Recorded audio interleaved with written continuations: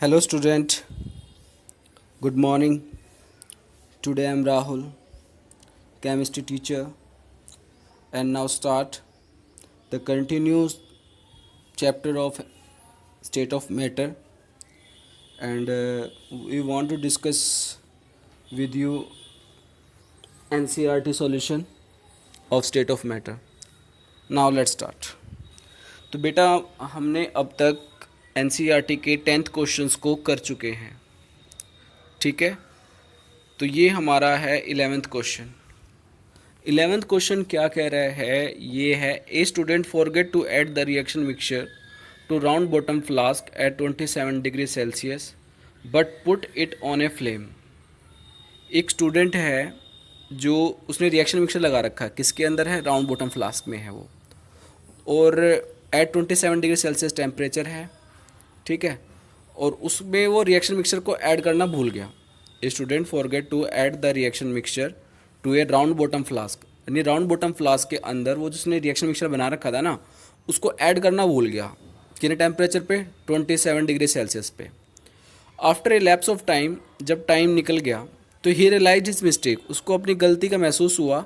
क्या कि by using, उसने फिर क्या किया, बाय यूजिंग ए पायरोमीटर, उसने टेम्परेचर देखा कि he found that temperature of the flask was 477 degree Celsius, यानी 27 डिग्री सेल्सियस पे उसको ऐड करना था, ठीक है। पर उसको रियलाइज़ हुआ कब, बहुत देर बाद, जब तक टेम्परेचर कितना जा चुका था, 477 जा चुका था। अब वो कहता है कि what fraction of air would have been expelled out, भाई कितना एयर का वॉल्यूम जो भी है उसमें गैसेस का, जो गैसेस बन रही थी वो कितनी इवोल्व हो चुकी है, कितने उस उतने टाइम तक। क्वेश्चन समझ में आया। हमारे एक बच्चा क्या कर रहा था बेटा, आप राउंड बॉटम फ्लास्क में रिएक्शन लगा रहा था, टेम्परेचर था 27 डिग्री सेल्सियस पे, उसको एक रिएक्शन मिक्सर डालना था उसके अंदर, राउंड बॉटम फ्लास्क के अंदर। वो भूल गया, उसको बाद में रियलाइज़ हुआ कि भैया डालना था। फिर उसने थर्मामीटर या पायरोमीटर की हेल्प से उसने उसका टेम्परेचर मेज़र किया, तो टेम्परेचर बहुत ज़्यादा जा चुका था। तो फिर अब क्वेश्चन आता है कि भाई अब कितना वॉल्यूम, उसका जो कितनी गैस है वो कितनी एक्सपेल्ड हो चुकी है, ये हमारा क्वेश्चन है। आपको समझ में आ गया होगा। तो आपको क्या गिवन है, T1 T2 दोनों गिवन है, दोनों को हमने केल्विन में कन्वर्ट कर लिया है। तो यहाँ पर हमने वॉल्यूम और टेम्परेचर का रिलेशनशिप है, तो हम चार्ल्स लॉ का यूज़ करेंगे यहाँ पे। Pressure remain constant according to Charles law, V1 T1 V2 T2। तो यहाँ से आपने क्या निकाल लिया, वॉल्यूम निकाल लिया। भाई कितना वॉल्यूम है आ गया है, तो यहाँ पे जो वॉल्यूम आया 2.5 वॉल्यूम आ गया है। अब कहता है volume of air expelled out at 750.15 kelvin. तो कितना रह गया, इनिशियल में हमने वॉल्यूम वी लेट किया था और 2.5 वॉल्यूम, तो 1.5 वॉल्यूम जो है वी, वो हमारा एक्सपेल्ड हो चुका। अब फ्रैक्शन निकालें तो उसको डिवाइड कर दो कितने से, टोटल वॉल्यूम से, तो कितना आ गया, 0.6 आ गया। क्लियर हो गया। नेक्स्ट क्वेश्चन है आपके पास कि calculate the temperature of 4 moles of gas, आपने टेम्परेचर फाइंड आउट करना है, और 4 mole of a gas occupying 5 ml at 3.32 bar, ठीक है। बस आर की वैल्यू दे रखी है, आपने क्या मेजर करना है, टेम्परेचर मेजर करना है। तो पीवी आइडियल गैस इक्वेशन लगाओ, क्या है, पीवी इक्वल टू एनआरटी है। तो टेम्परेचर का आप फॉर्मूला यहाँ से निकाल लो, पीवी बाई एनआर, और वैल्यू पुट कर दो किसकी, प्रेशर की, वॉल्यूम की, मोल्स की और गैस कांस्टेंट की। तो आपके पास क्या आ जाएगा, टेम्परेचर का सॉल्यूशन आ जाएगा। इसके बाद आपका क्वेश्चन है calculate the total number of electron present in 1.4 gram of nitrogen gas. Calculate the total number of electron present in 1.4 gram of nitrogen gas. कि आपको बताना है कि अगर हम 1.4 ग्राम नाइट्रोजन लें तो उसके अंदर टोटल नंबर ऑफ इलेक्ट्रॉन कितने होंगे। अब आपको मोल्स कंसेप्ट के बेस पे क्वेश्चन है ये। आपको क्या पता है, आपको पता है कि अगर हम 28 वन मोल कितना वन मोल की बात करें तो 1 मोल के अंदर नाइट्रोजन कितना होता है, 28 ग्राम होता है, अगर हम बात करें N2 का फॉर्मूला, ठीक है। और जो उसके अंदर एवोगैड्रो नंबर कितने होते हैं, इतने मॉलिक्यूल होते हैं, 6.02 10⁻23 मॉलिक्यूल, ठीक है। यानी 28 ग्राम के अंदर कितने मॉलिक्यूल होते हैं, 6.02 10⁻23 मॉलिक्यूल।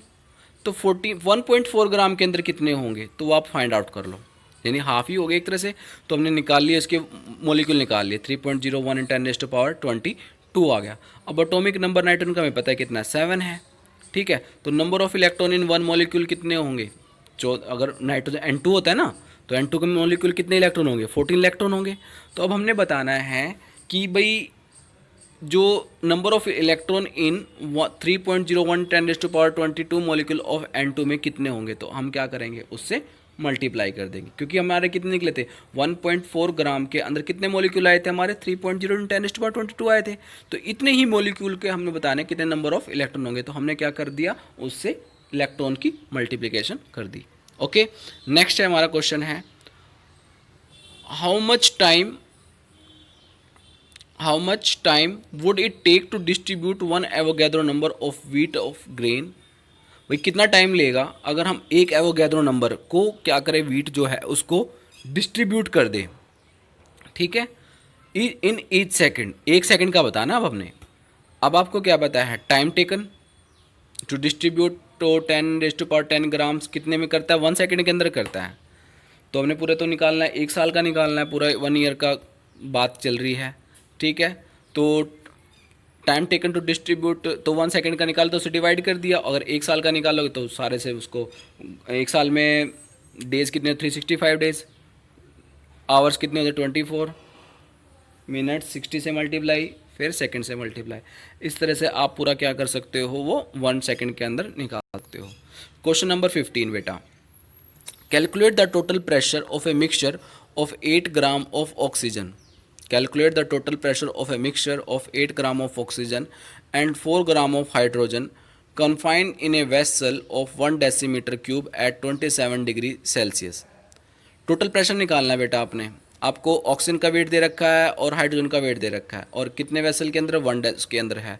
तो आप क्या करो, दोनों के मोल्स निकाल को और PV = nRT लगा के टोटल नंबर ऑफ मोल्स निकाल लो। मैं बताता हूँ, दोनों के मोल्स निकाल लो, पहले ऑक्सीजन के मोल्स निकाल लो और नाइट्रोजन के मोल निकाल लो। हमने क्या निकाला, टोटल प्रेशर निकालना है ना, ठीक है। तो टोटल नंबर ऑफ मोल्स हमारे पास आ गए।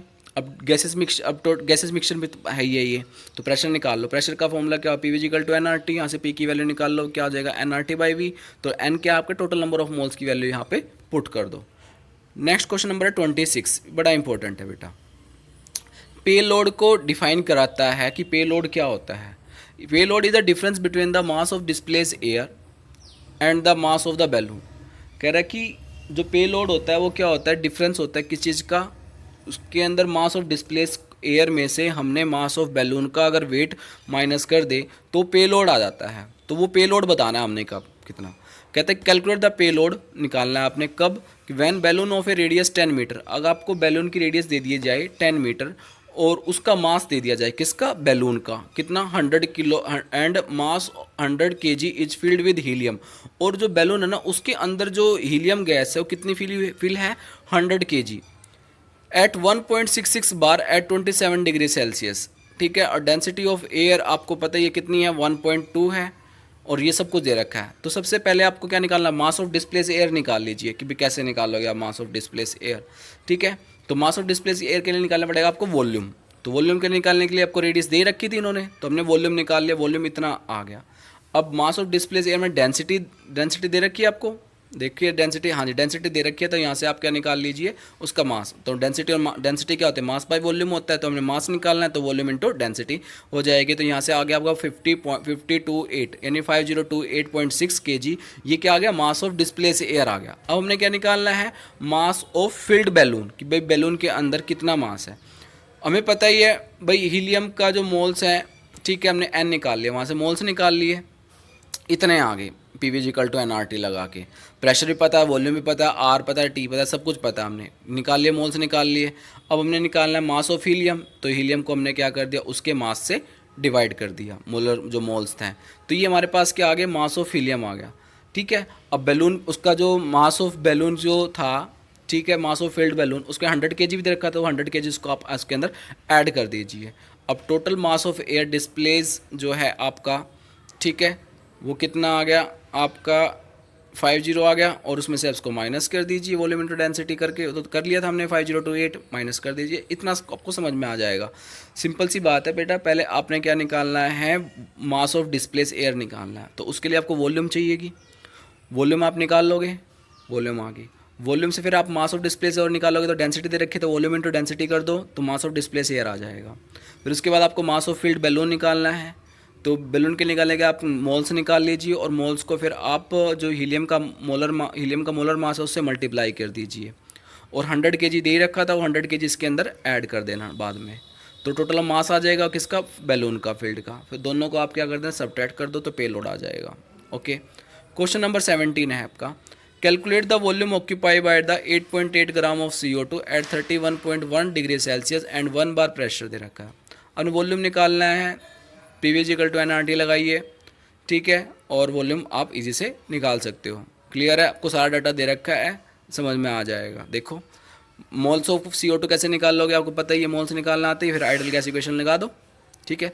नेक्स्ट हमारा क्वेश्चन नंबर 18 में क्या है, 2.9 gram of a gas at 95 degree Celsius occupy the same volume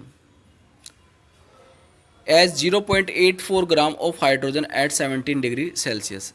कहता है कि 2.9 gram of a gas same volume occupy करती है जितना कि 0.184 ग्राम हाइड्रोजन ऑक्यूपाई करती है एट 17 डिग्री सेल्सियस पे और सेम प्रेशर पे। तो बताइए what is the molar mass of a gas, ठीक है। तो आप दोनों के पहले क्या निकाल लीजिए, मोल्स निकाल के दोनों का वॉल्यूम निकाल लो, PV = nRT से। एन निकाल लिया आपने, मोल्स निकाल लिए किसके, हाइड्रोजन के भी और किसके, जो 2.9 ग्राम जो गैस है उसके भी, दोनों के, ठीक है। दोनों के मोल्स निकालने के बाद आप दोनों का वॉल्यूम निकाल लीजिए, ठीक है, और दोनों के वॉल्यूम को क्या रख दो, आप इक्वल रख दो। और इक्वल रखने के बाद आपको हाइड्रोजन का मास तो पता ही है, 1 का 1 ही होता है, ठीक है। तो उसकी वैल्यू पुट करके आप यहाँ से मास निकाल सकते हो किसका, जो वॉल्यूम जो गैस है आपकी, ठीक है, ये इजी से हो जाएगा। इसके बाद आपका 19th क्वेश्चन है, a mixture of a hydrogen and oxygen at a 1 bar pressure contain 20% by mass of hydrogen, calculate the partial pressure of hydrogen. आपने प्रेशर निकालना है, पार्शियल प्रेशर, ठीक है। वही आपको हाइड्रोजन दे रखा है 20 ग्राम, मास O2 का दे रखा है आपको, ठीक है। दोनों के मोल्स निकाल लीजिए। जब भी आपको इस तरह देखा मोल्स निकाल के बाद, ठीक है, इसके बाद आप निकाल लो, क्या निकालना, टोटल प्रेशर निकाल, क्योंकि पार्शियल प्रेशर निकालने का फार्मूला क्या होता है, total pressure into moles of fraction, ये होता है फार्मूला, ठीक है। तो आपको टोटल प्रेशर 1 बार दे रखा था और मोल्स ऑफ फ्रैक्शन आपने निकाल लिए, तो उसको मल्टीप्लाई करके आप पार्शियल प्रेशर निकाल सकते हो। इसके बाद है what would be the SI unit of quantity निकाल, इसकी SI यूनिट निकाल, प्रेशर की वैल्यू पुट करो, वॉल्यूम की, टेम्परेचर की, मोल्स की, तो आपके पास SI यूनिट्स आ जाएगी। इसके बाद है in term of Charlie law explain why -273 degree Celsius, ठीक है, is the lowest possible temperature. भाई आप इतना टेम्परेचर लोवेस्ट क्यों रखते हो। अगर हम theoretical consideration based on the Charles law suggest that -273 degree Celsius gas should occupy 0 volume. अगर हम -273 डिग्री सेल्सियस को गैस ऑक्यूपाई कर देते हैं तो वो 0 वॉल्यूम ऑक्यूपाई करता है। इन अदर वर्ड्स आप कह सकते हो कि gas should cease to exist. तो हमेशा गैस तो क्या करती है, बाहर निकलना चाहती है। If the temperature falls below -273 Celsius, अगर आप टेम्परेचर और भी कम कर दो, the volume of the gas according to the law should become negative हो जाएगा, और जो कि पॉसिबल नहीं है। इस वजह से हम कह सकते हैं कि तो हम -273 डिग्री सेल्सियस कभी भी नहीं ले सकते। बेटा -0 देखो 273 डिग्री सेल्सियस कितना होता है, 0 डिग्री सेल्सियस होता है, और 0 डिग्री सेल्सियस पे जो वॉल्यूम होती है गैस का वो बिल्कुल नेग्लिजिबल हो जाता है, और जो वॉल्यूम हमेशा कभी नेगेटिव में नहीं हो सकता। तो इस वजह से ये पॉसिबल नहीं है, आपको समझ में आ जाएगा। इसके बाद आपका है critical temperature carbon dioxide, simple और physical significance, van der Waals constant parameter. या मैंने वंडरवाल कांस्टेंट जो A है बेटा वो तो आपको बताएगा फोर्स ऑफ अट्रैक्शन के बारे में, और जो वंडरवाल कांस्टेंट B है वो आपको बताएगा मेजर द वॉल्यूम। जितना ज़्यादा A की वैल्यू होगी उतना ज़्यादा फोर्स ऑफ अट्रैक्शन होगा, और जो B होएगा आपको वॉल्यूम के बारे में बताता है, मेजर द अफेक्टिव साइज बता देगा कि वो कितना वॉल्यूम ऑक्यूपाई कर चुका है। ओके, तो this is all about our NCERT solution, ठीक है बेटा। ओके, और वीडियो को लाइक, शेयर और सब्सक्राइब जरूर करें। Okay, bye.